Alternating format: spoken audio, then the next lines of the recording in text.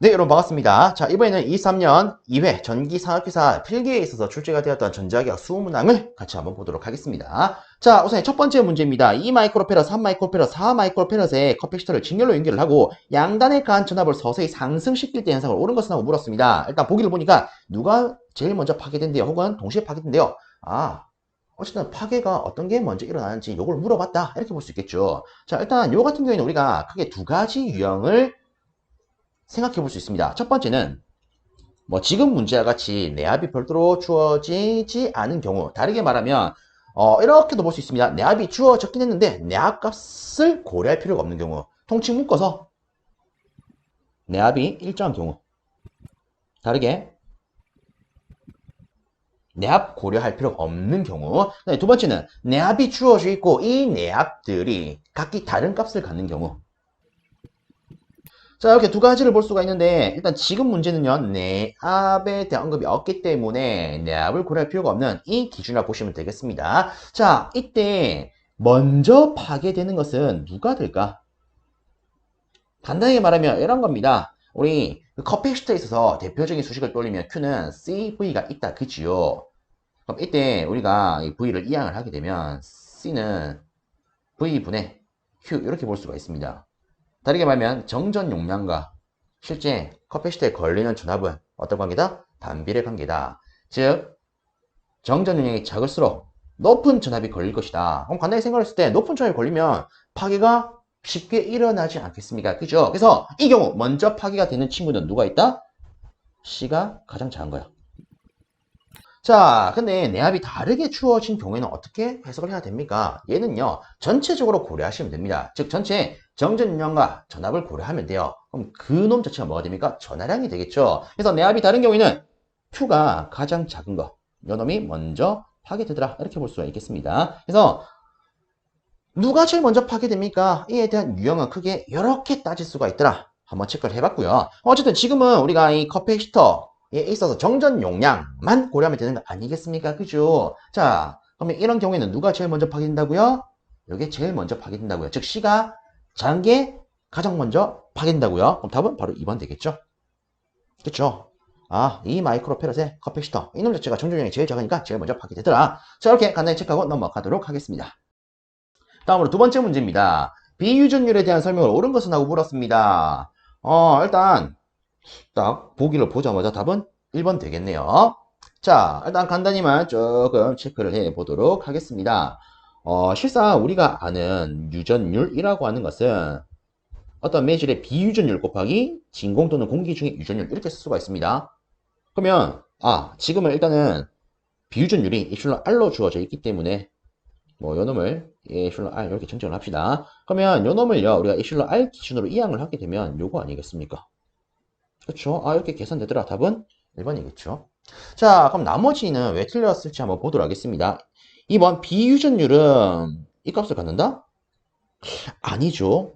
실상 이 에실론 제로라고 하는 것은 8.855 곱하기 10n-12승 이런 값을 갖는 반면에 비유전율이라고 하는 것은 공기와 비교했을 때 몇 배 크냐 그 배율을 나타내는 거 아니겠습니까? 그죠? 그래서 얘와 얘는요 같지 않습니다. 기본적으로는. 자, 그 다음에 모든 유전체에서 이런 관계가 있다? 아니죠. 실상은 자 보세요. 여기에 있는 이 관계가 성립이 되려면 이 입실론 제로 값이 1이 돼야 되는 거 아닙니까? 근데 실상 입실론 제로 값은 요 값이라는 걸 이렇게 알고 있죠. 그래서 얘는 당연히 성립이 안 되더라.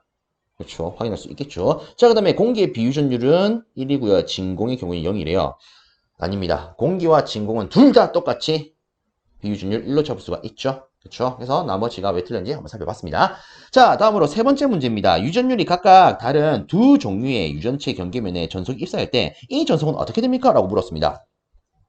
여기서 조건이 하나 빠졌네요. 어떤 조건이 빠졌냐면 단 경계면에 수직으로 입사된 경우가 아니다. 이 조건이 지금 누락이 되었습니다. 자, 그러면 일단 답은 끝났죠. 실상 이 경계면에 있어서 수직으로 입사된 경우가 아니라면, 다르게 말해서 비스듬하게 입사된 경우라면 항상 무엇을 한다? 굴절을 한다. 끝이죠. 그래서 답은 1번 되겠습니다. 자, 이렇게 하고 다음 문제 넘어갑니다. 다음으로 네 번째 문제입니다. 다음과 같이 간격이 dm인 무한 직선 도체에 플러스 마이너스 I 암페어의 왕복 전류가 흐르고 있답니다. 이 전류로 인해 P점에 형성되는 자개세기는 하고 물었습니다. 여기 형성되는 자개세기를 물었어요. 자, 일단 이거 같은 경우에는 제가 일단 한번 해석은 해 볼 건데, 이런 것도 출제가 되었었구나. 참고적으로 보면 되지 않을까 싶습니다. 자, 일단 여기에 있는 그림을 다시 한번 제가 왼쪽에다가 옮겨서 그려보도록 하겠습니다. 자, 일단 이렇게 표현을 했고요. 자, 우선에 우리 요거부터 한번 체크를 해보도록 하겠습니다. 무한 직선도체에 의해서 형성되는 자개색이 관계식은 어떻게 될까? H는요, 뭐 이처럼 거리값이 나왔을 때는 이 파이 R분의 I 꼴로 우리가 표현할 수가 있습니다. 그쵸? 자, 그러면 여기서 이렇게 한번 접근해 봅시다. 그래서 우리가 구하고자 하는 것은 요 지점에 형성되는 전체 자개색이에요. 그쵸? 그러면 이 플러스 i가 영향을 주는 자기가 있을 거고 마이너스 i도 영향을 주는 자기가 있을 겁니다. 그럼 이놈에 있어서 일단 방향성을 한번 판별을 해봅시다. 우선 우리가 이 전류가 형성하는 자기 같은 경우에는 암페어의 오른손 법칙을 가지고 표현할 수가 있습니다. 그래서 여러분들이 직접 여기다가 암페어 오른손 법칙을 적용을 해보시면 실상 이 플러스 i에 의해서 형성되는 자계는 이런 방향을 갖겠구나. 이걸 확인할 수가 있습니다. 그렇죠? 자, 그 다음에 이 마이너스 i에 의해서 형성된 자계는요. 이런 방향으로 형성되겠구나. 이렇게 생각해 보실 수 있을 거예요. 그럼 여기서 구분을 하기 위해서 플러스 i에 의해서 형성되는 자계를 H1, 마이너스 i에 의해서 형성되는 자계를 H2라고 놓겠습니다. 그럼 우리가 이 지점 기준으로 본다면 우리가 얘를 전체 큰 원이라고 생각을 했을 때 이렇게 볼 수 있을 겁니다. 이 H1이 여기 작용할 때는 이렇게 작용을 하겠구나. 그쵸? 그럼 H2 같은 경우에는 여기로 딱 갔을 때 이제 이쪽 방향으로 작용한다라고 놓을 수 있을 건데, 자, 여기서 추가적으로 이것도 한번 고려를 해보겠습니다. 자, 일단 우리가 여기 떠올린 수식을 기준으로 하면은, 우리 어쨌든 요 양쪽에 있는 도체 흐르는 전류의 크기는 일단 같습니다. 방향은 물론 다르지만 크기는 같아요. I 값 같습니다. 이 파이 값 공통이에요. 그럼 실상 이놈과 이놈이 이 지점에 형성되는 자기는요. 어쨌든 거리에 반비례하는 형태로 작용을 할 거예요. 맞습니까? 그러면 자 보세요. 일단은 우리가 이 그림을 딱 보면 느낌이 오지만 이 R2 값이 R1보다는 어떻게 보입니까? 크게 보이죠?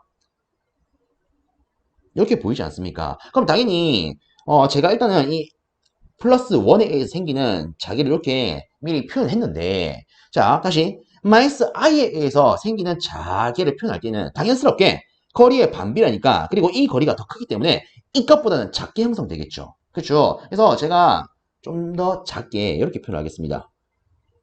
이렇게 표현이 될 거야. 이게 뭐다? H2요. 그렇죠? 그리고 실상 제가 큰 범주를 표현한 거기 때문에 실질적으로 이렇게 직각이 될 거고요. 이 선과 이 선도 이렇게 직각으로 표현이 될 겁니다. 그렇죠. 자, 그럼 여기서 또 재미난 게 있습니다. 어떤 게 있냐면, 자, 저는 편의상 이렇게 볼게요. 예를 들어서 얘가 1m래요. 그리고 예를 들어서 얘가 2m래요. 그러면 실제 이 전류로 인해서 이 지점에 형성되는 각각의 자개는 어떤 관계를 가질까요? 일단 자개가 거리에 반비례 한다면서요. 그치요. 그러면 이 H1 같은 경우에는 일단 거리가 1m이기 때문에 한 1 정도 형성이 된다라고 취급할 수가 있을 겁니다. 근데 이 H2 같은 경우에는 2m 거리에 있기 때문에 반비례로 치면은 2분의 1만큼 형성된다라고 볼 수가 있을 거예요. 맞습니까? 그러면 실제 여기서 이제 이렇게도 표현할 수 있습니다. 우리가 어쨌든 이 두 개를 합성을 하면 P점에 전체 자기가 나오지 않겠습니까? 합성을 하기 위해서 이 화살표를 여기다가 옮겨 보겠습니다. 그럼 옮기면 이렇게 될 거예요. 그렇죠? 근데 재미나게도 얘들이 또 이런 관계를 가져요. 간단히 생각하면 이런 겁니다. 우리가 지금 요 아래쪽에 있는 삼각형 기준으로 보게 되면 자, 요놈 기준으로 보게 되면 지금 제일 긴 변이 R2입니다. 그쵸? 그리고 직각을 끼고 이렇게 딱 올라오는 즉 이 R2 선과 만나게 되는 이놈이 R1이에요. 근데 문제는 제가 애초에 이렇게 1m, 2m로 잡았습니다. 그치요? 그러면 우리가 방금 표현한 거 기준으로 보게 되면 이 H1, 즉 다르게 말하면 이 길이 자체가 얼마가 된다? 1이 되는 거고요. 이 길이 자체는 2분의 1 되는 거 아니겠습니까? 그렇죠. 즉 서로의 위치가 어떻게 표현되는 걸 같다? 반대로 표현되는 거랑 같더라. 이렇게 볼 수 있지 않겠습니까? 그렇죠. 그래서 자 다시 봅니다. 우리가 이 길이 관계, 어쨌든 반비례해서 잘 형성되기 때문에 이렇게 변하는 크기 성분을 따지고 보니까 이놈과 똑같은 여러 하나의 직각 삼각형이 나오더라. 그리고 이때 이 가장 긴 변, 지금 보면 어쨌든 두 개의 위치가 바뀐 거랑 같이 표현이 되는 거기 때문에 이놈이 H1이 되는 거고요. 다시 이제 이 부분, 즉 따지고 보면 이 선과 즉 빗변과 만나면서 직각을 끼는 거 요거 아닙니까? 그쵸? 즉 이 부분에 해당되는 게 지금 누구로 바뀐 거예요? R2가 만드는 H2로 바뀐 거죠. 그럼 여기서 전체적인 합성 자계는요. 이 부분이라 볼 수가 있을 겁니다. 얘를 H라 놓을게요. 어쨌든 우리의 궁극적인 목표는 얘를 따지는 거 아니겠습니까? 그러면 저는 이렇게 보겠습니다. 얘가 하나의 직각삼각형이잖아요. 그쵸? 근데 여기서 제일 긴 변이 누구예요? H1이요. 그럼 나머지 짧은 변은 H와 H2죠. 그래서 이 세 개의 피타고라스 정의를 표현해 봅시다. 그럼 이렇게 되겠네요. H1 제곱은 H제곱 더하기 H2의 제곱요. 그쵸? 그러면 자 이렇게도 보겠습니다. 어쨌든 우리가 구하고자 하는 것은 H요. H 기준으로 이항을 하게 되면 H1 제곱 마이너스 H2 제곱이 될 거예요. 그렇죠? 그럼 여기서 H는 루트 H1 제곱 마이너스 H2 제곱이 될 겁니다. 자 여기서 이제 필요한 거 그럼 이때 H1과 H2는 어떻게 표현됩니까? 우리가 짰던, 떠올렸던 이 수식을 이용을 하면 이렇게 표현되겠죠? 자, 여기다 한번 미리 적겠습니다. H1은 2, 파이. 그리고, 자, 지금 H1 기준이 누구예요? 얘가 만드는 자기 아닙니까? 그죠? 그럼 이때 거리는 R론분의 조류는 I가 될 겁니다. 그럼 H2는요, 이 파이에다가 여기서 이렇게 적용한 게 H2로 우리가 요 그림상에서 잡았기 때문에 이때 적용되는 거리는 R2가 될 거고 위에 분자는 마이너스 i가 될 거예요. 그치요? 그러면 우리가 여기다가 일단 이렇게 한번 먼저 해봅시다. h1 제곱 마이너스 h2 제곱부터 만들어 봅시다.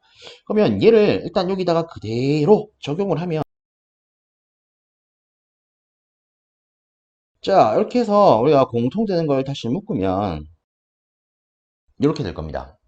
자 그리고 나서 얘를 좀 통분을 내주면 이렇게 표현되겠죠. 자 그럼 여기서 제가 또 이렇게 언급을 해보겠습니다.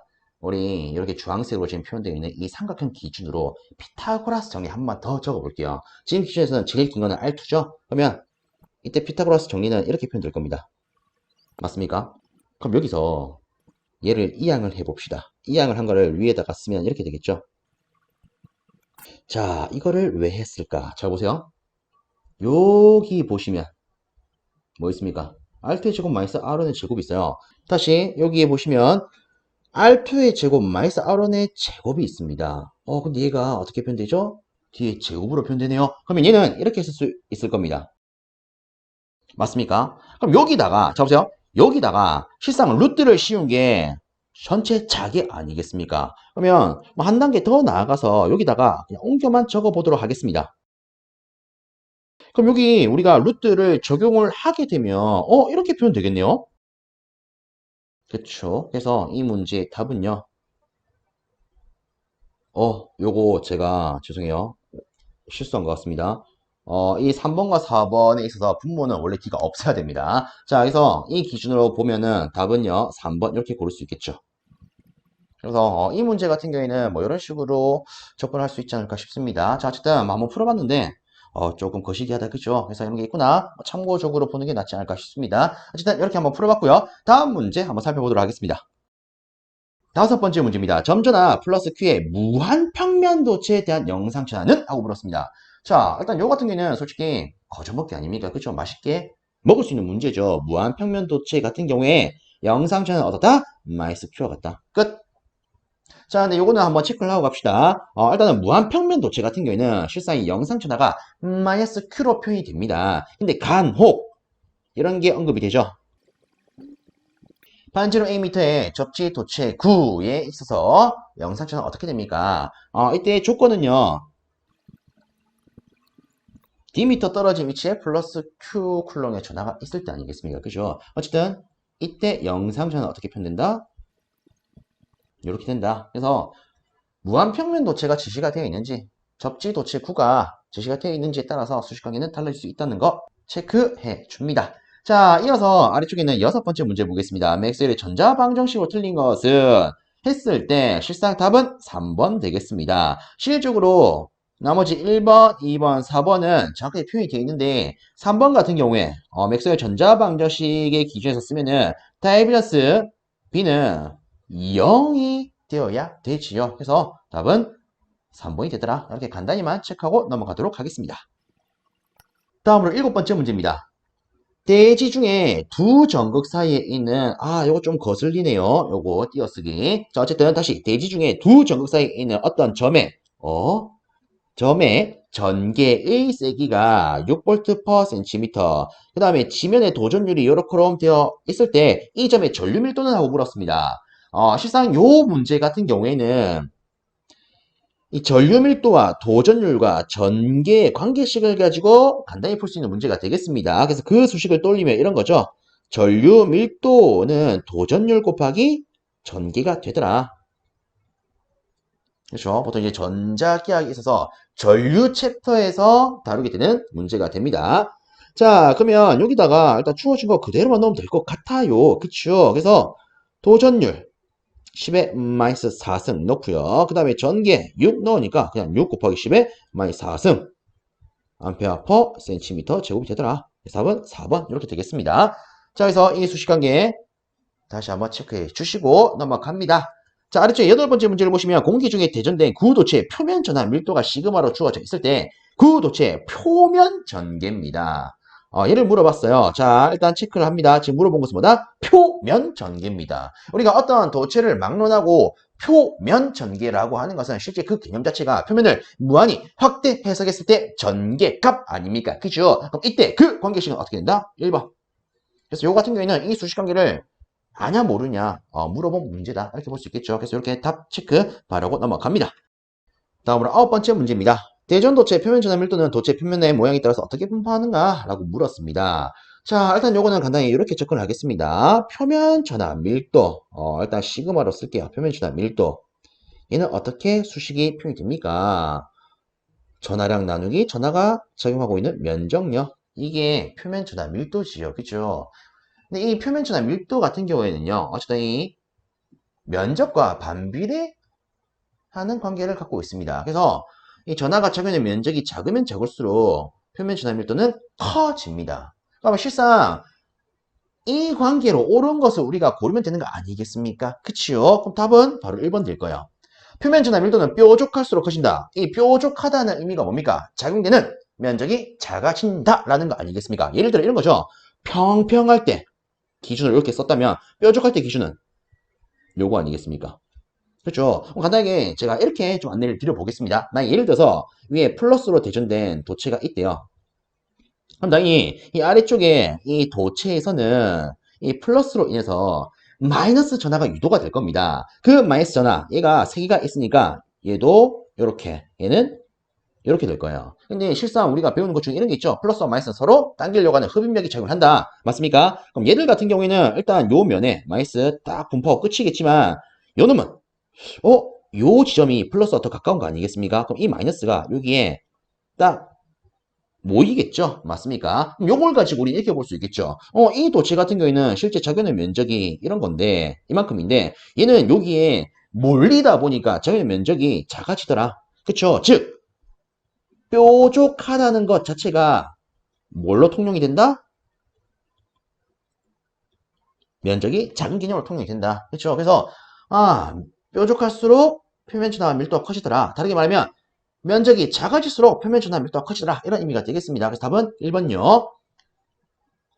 자, 그 다음에 뭐 두 번째 같은 경우에는 우리가 이 평면과 뾰족한 거 비교를 했기 때문에 얘는 당연히 답이 아닌 걸 확인할 수 있을 거고요. 그리고 표면 전하 밀도는 곡률이 크면 작아진대요. 자, 이 곡률이라고 하는 것은 휘어진 정도입니다. 휘어진 정도예요. 그래서 곡률이 크다는 것은 이렇게 볼 수 있습니다. 예를 들어서 휘어진 게 두 개가 이렇게 있대요. 하나는 이런 게 있고 하나는 이렇게 확 휘어진 게 있대요.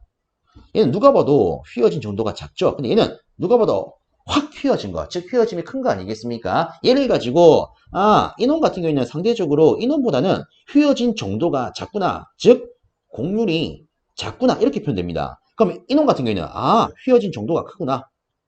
아시겠죠? 그리고 여기서 좀 혼동이 될 수 있는 단어 중에 이런 게 있습니다. 곡률 반경. 실상 이런 게 있어요. 곡률이 작은 도체는요. 곡률 반경이 큰 특징을 갖습니다. 곡률이 큰 도체는요. 곡률 반경이 작은 성질을 가져요. 그럼 이때 곡률 반경이라는 게 뭡니까? 휘어진 부분을 하나의 원으로 취급을 했을 때 반지름, 얘가 곡률 반경이 됩니다. 간단히 말하면 이런 거예요. 우리가 이 도체를 가지고 표현하면 얘가 하나의 큰 원으로 표현될 겁니다. 얘는 하나의 작은 원이 될 거예요. 그럼 이때 반지름, 이게 뭐라고요? 곡률 반경요. 이 반지름, 곡률 반경요. 그럼 당연히 얘는요. 얘보다 큰 거 아니겠습니까? 그래서 곡률 반경이 크다고요. 얘는 곡률 반경이 작다고요. 그래서 곡률과 곡률 반경은 반대 개념이 있다는 거. 이런 거를 물어보는 문제가 실제 관도에도 언급이 된 적이 있습니다. 그래서 참고로 체크해 놓으시면 도움이 되지 않을까 싶습니다. 그럼 여기서 좀 더 이어서 내용 정리하겠습니다.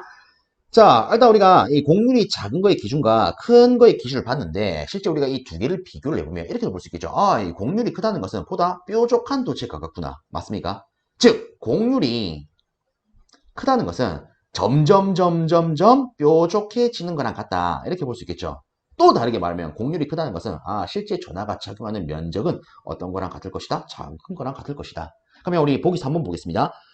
표면 전하밀도는 곡률이 크면 작아진다? 아니죠. 실상 이 곡률이 크다는 것은 다르게 면적, 작용 면적이 작아지는 거 아니겠습니까? 그렇기 때문에 표면 전하밀도는 커진다. 이렇게 정정을 해야 이놈이 맞는 말이 될 거예요. 어쨌든 3번 보기는 어떻다? 틀렸더라. 그렇죠. 그 다음에 모양과 무관하다? 아니죠. 모양과 무관할 거였으면 우리가 이런 거 비교 안 했겠죠. 자, 어쨌든 이런 식으로 한번 정리를 해봤습니다. 참고해 주시고요. 자, 아래쪽에 있는 10번째 문제 보겠습니다. 다음 물질 중에서 비유전율이 가장 큰 것은? 하고 물었습니다. 실제 이 산업기사 내용에서 출제가 되었던 이 비유전율 대소관계를 한번 나열을 해보면 이렇게 표현할 수가 있습니다. 물론 세상에는 별의별 매질들이 있기 때문에 실제 이 중간에도 뭐 들어갈 수 있는 것들이 굉장히 많을 거예요. 근데 지금 제가 쓴 것은 뭡니까? 그냥 우리 시험에 대표적으로 언급되는 것들이에요. 그렇죠? 근데 솔직히 요거 같은 경우에는 일일이 다 뭐 암기하려고 하시기보다는 실제 과연도 출제된 문제를 보니까 대부분 묻는 게 요까지입니다.